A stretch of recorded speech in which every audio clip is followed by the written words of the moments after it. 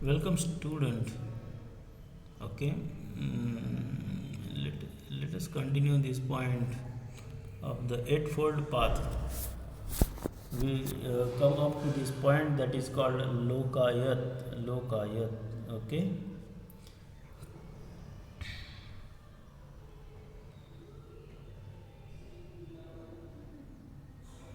but first look at the eightfold path, which is a preaching of Gautam Buddha. Okay, the first is a right view, the knowledge of four noble truth. Four noble truth.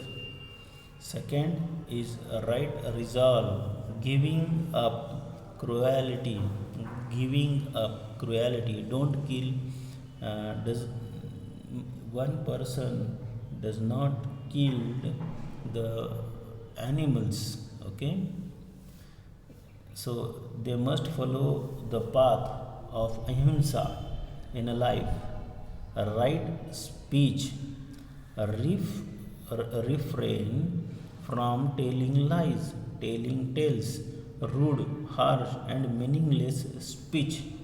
So here also one person does not do not tell lies. Right conduct, stay away from the killing animals, stealing, and uncontrolled behavior. So you must follow the life which is in controlled, which we can say in controlled life. Okay, through following the good rituals.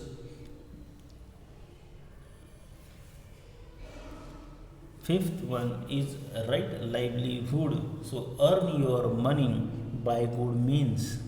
If you if you wanted to be a proper life, you must earn your money in a good manner. Sixth is right effort, making efforts to avoid wrong acts, giving up wrong acts, undertaking the maintaining good acts. So one must build his character by doing good things in life for social welfare and for personal build up. Right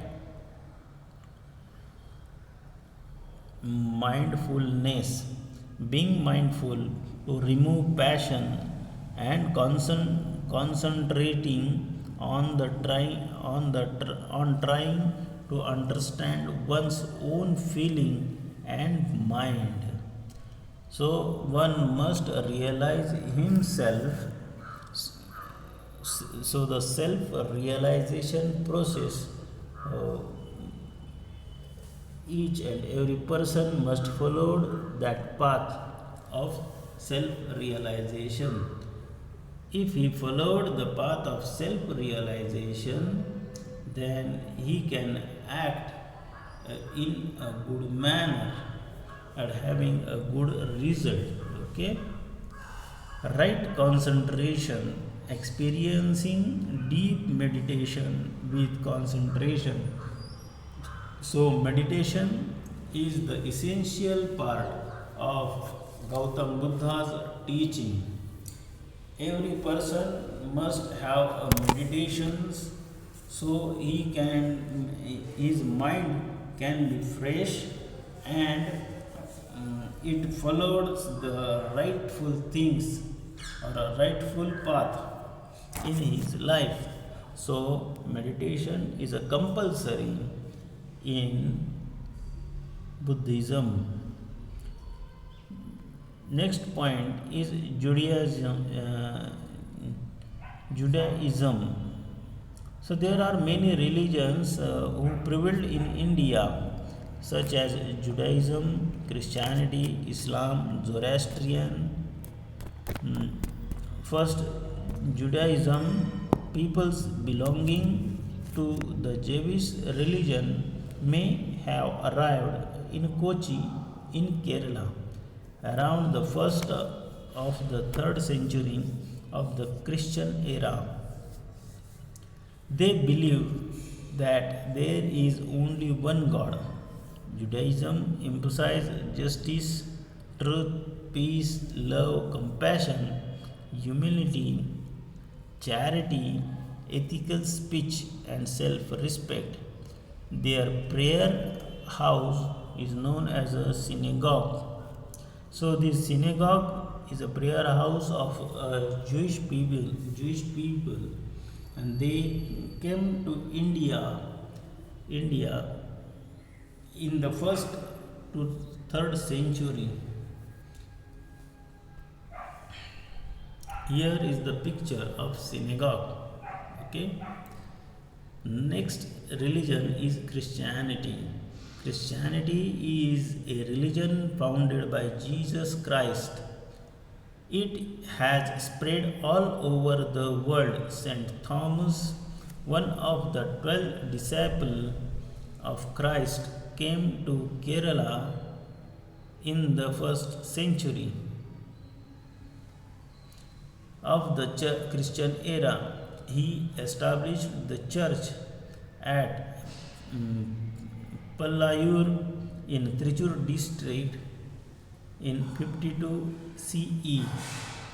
According to the teaching of Christianity, there is only one God. He is loving Father of all and is omnipotent. It is the believed that the Jesus Christ is the Son of God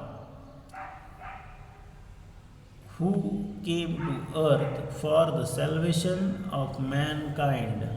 According to the teaching of Christianity, we are all brothers and sisters.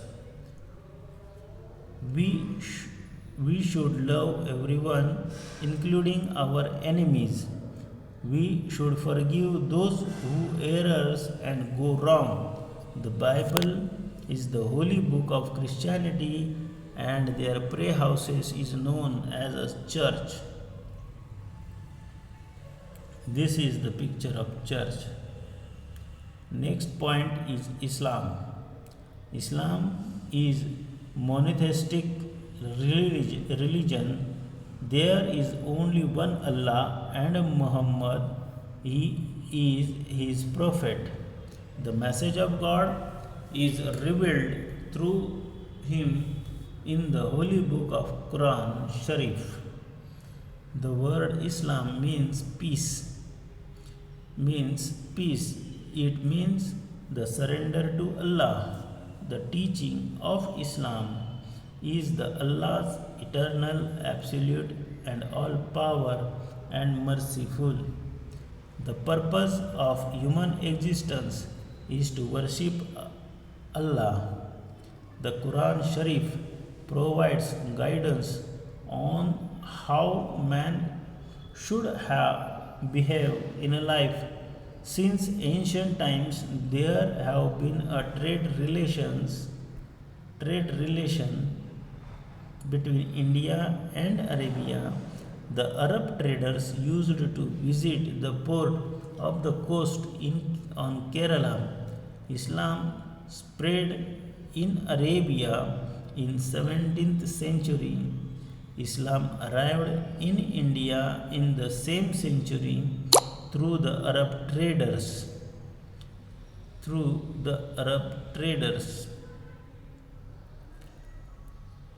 The prayer house of Islam is known as a mosque or a masjid. Here is the picture of mosque. Zoroastrianism.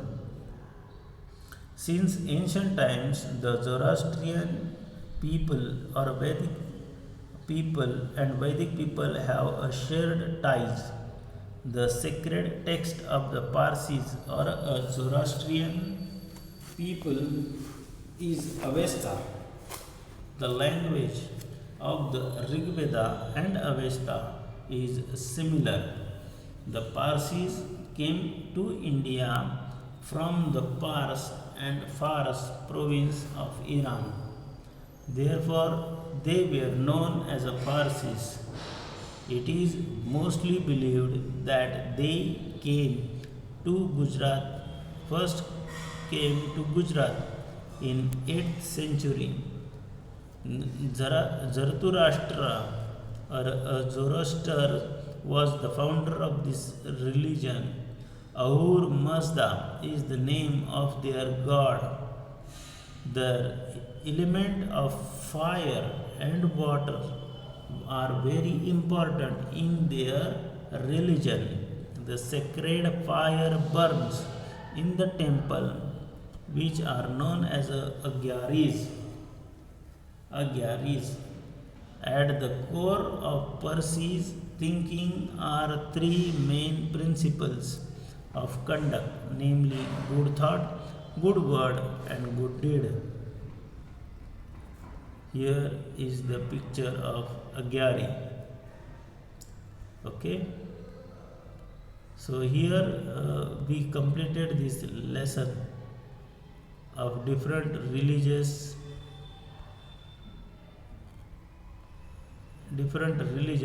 in India. Okay. So we will stop here and we will continue with the next lecture, next lessons, that is Janapada and Mahajanapada. So there are major 16 Mahajanapadas in India at that time, ancient time, 6th century BCE. So Janapada and Mahajanapada having a more information and contains the major part of the history of India, and the principle of Janapada means a democratic state. It is to be existed in ancient India first, and after that it has followed by the whole world.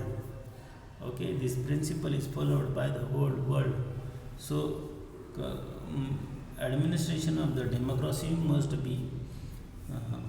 be get impressed from this Janapada administration.